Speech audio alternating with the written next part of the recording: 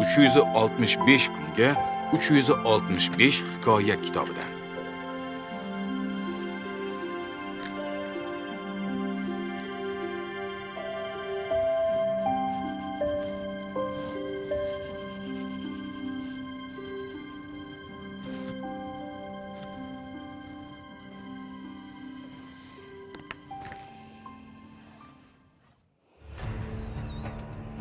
Bir podshoh ajamlik Qaysar quli bilan birga kemada safarga yo'l oldi.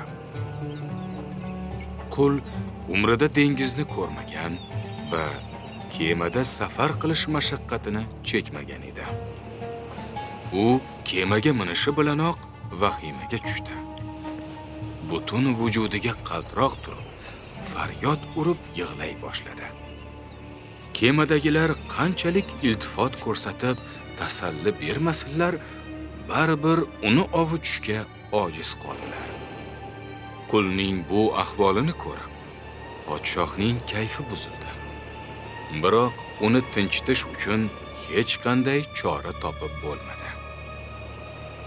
Ittifoqo kemada bir donishmand bor edi. U podshohga dedi: "Agar ijozat etsangiz, men uni tinchitishni chorasini qilaman."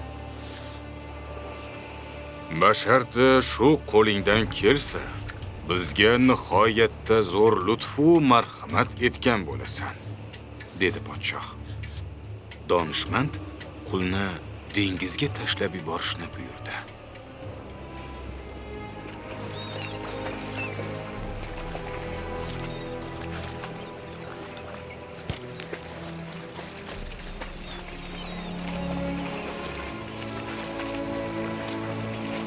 Qul bir necha bor cho'kib qalqdi. Shundan keyin uning sochidan tutib kemaga yaqin keltirdilar.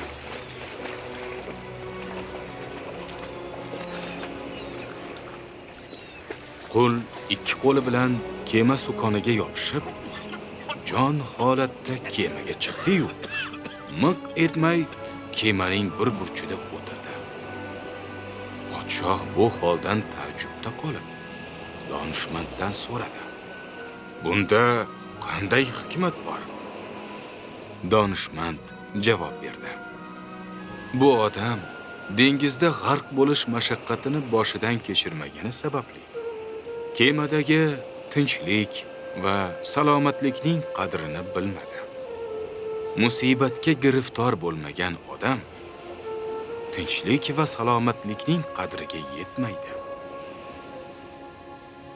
Shuni doim yodda tuting. Inson o'zining holati boshqalarnikidan yomon deb o'ylaydi. Shuning uchun o'zidagi ne'matning qadriga yetmaydi."